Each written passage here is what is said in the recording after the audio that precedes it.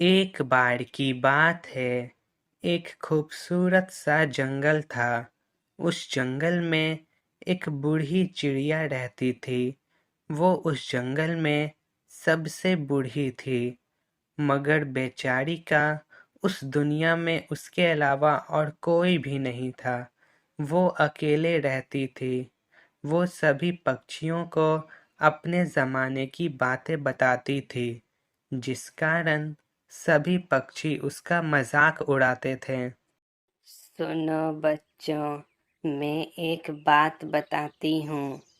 दादी माँ, मैं कोई बच्चा नहीं हूँ।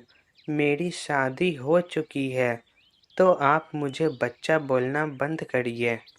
टिट्टू, तुम चाहे जितने भी बड़े हो जाओ, मगर मेरे नज़र में तुम हमेशा बच्चे ही रहोगे।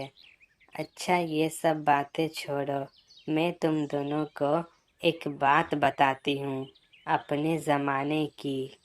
ओह दादी माँ, अब आप फिर अपने ज़माने की झूठी कहानी हम दोनों को बताएंगी। मुझे नहीं सुनना है। टिट्टू, ये कौन सा तरीका है दादी माँ से बात करने का? दादी माँ झूठी बातें नहीं बोलती हैं, वो हमेशा सच बोलती हैं। टूनी, जाने दो, वो अभी बच्चा है। फिर बच्चा? दादी माँ, मैं कोई बच्चा नहीं हूँ। अच्छा, मेरी बात सुनो।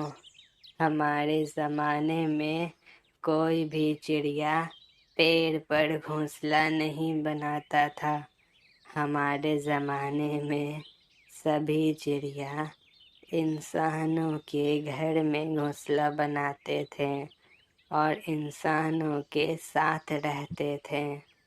इंसान हमें खाना देते थे और हम उसे खाते थे।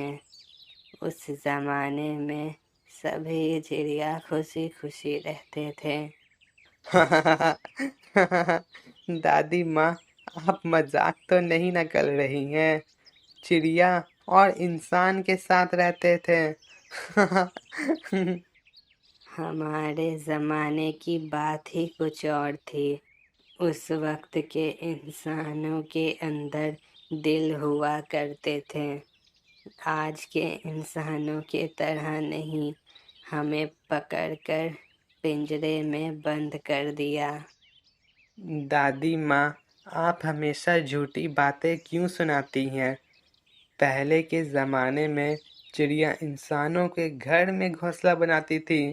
क्यों दादी माँ, उन्हें पेड़ पर घोंसला बनाना नहीं आता था?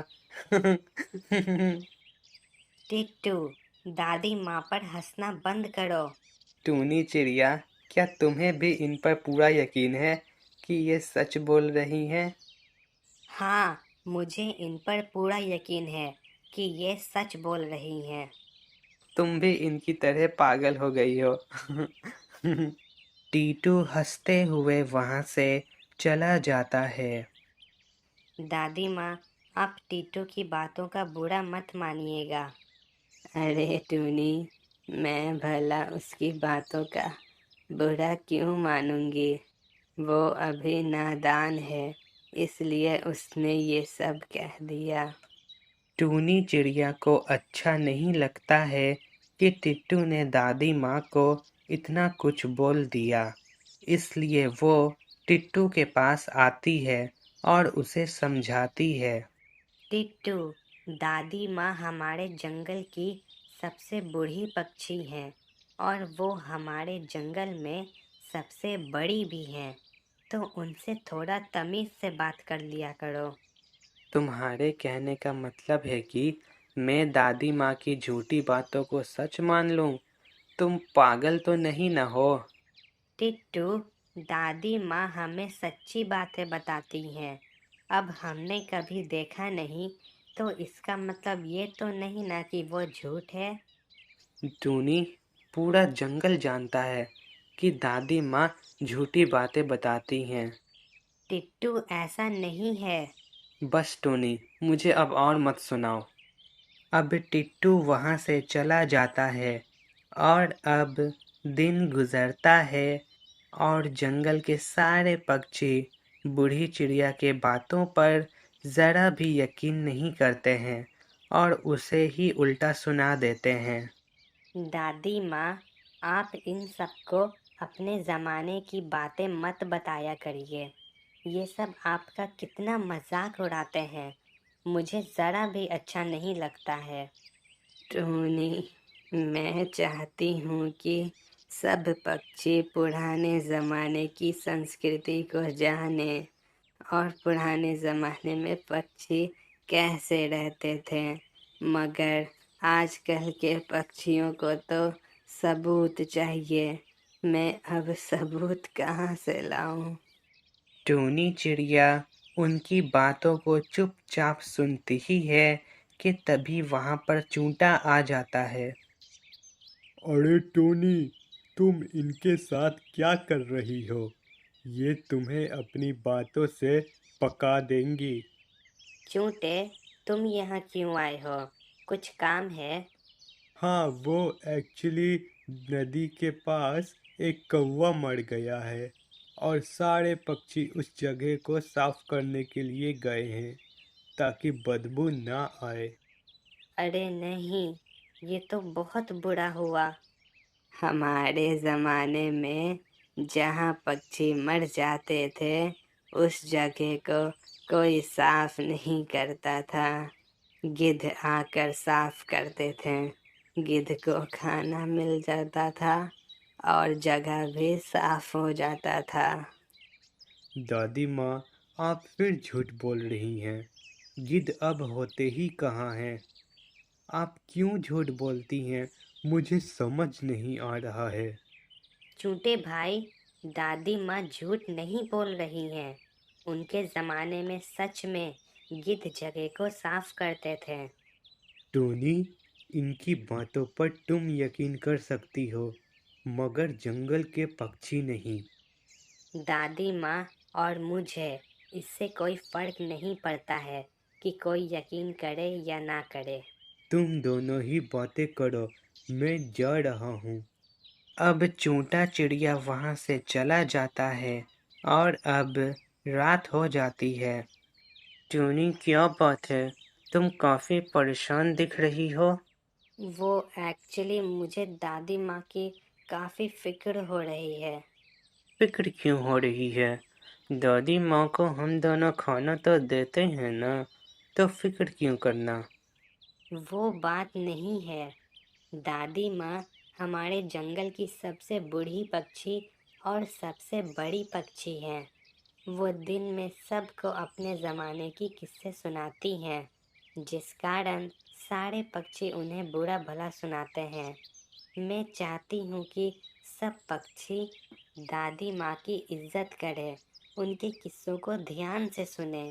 ये तो तुमने सही बात की है, मगर इसके लिए तुम्हें उनकी एक बातों को सच करना होगा, तब जाकर सभी को यकीन होगा। यही तो बात है, मैं उनकी बातों को सच कैसे करूं? मैं सोने के लिए जा रहा हूँ, तुम सोचती रहो। हाँ, मिल गया आइडिया। भोलू, तुम मेरा इंतज़ार करना, मैं जल्द ही आऊंगी। लेकिन टूनी, तुम कहाँ जा रही हो? टूनी बिन बताए वहां से चली जाती है और भोलू सोने के लिए चला जाता है और 2 घंटे बाद टूनी चिड़िया वापस आती है। मैं आ गई। अरे भोलू, लगता है कि तुम सो गए। चलो, अब मैं भी सो जाती हूँ। मैं काफ़ी थक गई हूँ। अब टूनी चिड़िया भी सो जाती है और अब सुबह हो जाता है। अरे टूनी, क्या हुआ? तुम काफ़ी मुस्कुरा रही हो। दादी माँ, आप बस देखती जाइए, क्या होने वाला है अभी। तभी वहां पर टिट्टू भागता हुआ आता है। अरे टूनी और दादी माँ, क्या आप दोनों को पता है, मेरे घर के नीचे एक बहुत ही खूबसूरत सा पौधा उगा है। आप दोनों चलिए ना, चलकर उस पौधे को देखिए। आप दोनों देखकर हैरान हो जाएंगी। मुझ में इतनी ताकत नहीं है कि मैं तुम्हारे घर तक उड़ सकूं। दादी माँ, चलिए ना आप भी देखने के लिए। अब तीनों मिलकर पेड़ के पास आते हैं। देखिए ये पौधा कितना खूबसूरत है। टिट्टू, उस पौधे से दूर हट जाओ। दादी माँ, बकवास बंद करो। अरे बेटा, उस पौधे से दूर हटो, ये खुजली का पौधा है। तभी टिट्टू को खुजली होने लगती है। अरे अरे, मुझे खुजली हो रही है, कुछ करो। दादी माँ, कुछ करिए, मुझे खुजली हो रही है। टिट्टू, तुम मेरे घर चलो, इसका इलाज मुझे पता है। जी दादी माँ। टिट्टू, अपने आप को संभालो। अब दादी माँ टिट्टू की खुजली शांत कर देती है। दादी माँ, मुझे माफ़ कर दीजिए, मैंने आपकी बातों को झूठ समझा। मुझे अपनी गलती पर पछतावा हो रही है। कोई बात नहीं, मुझे खुशी है कि तुम्हें अपनी गलतियों का एहसास हो गया। तुम्हारा शुक्रिया टूनी चिड़िया। दादी माँ, मैंने क्या किया? टूनी, मैंने तुम्हें कल रात को खुजली का पेड़ ले जाते हुए देखा था। तुम्हारा बहुत बहुत शुक्रिया। जो मैं नहीं कर पाई वो तुमने कर दिया। अब जंगल के सारे पक्षी दादी माँ की इज्जत करते हैं और उनकी बातों को ध्यान से सुनते हैं और अपने बच्चों को भी बताते हैं। और यहाँ पर हमारी ये कहानी ख़त्म होती है। आप हमें कमेंट करके ज़रूर बताएं कि हमारी कहानी आपको कैसी लगी।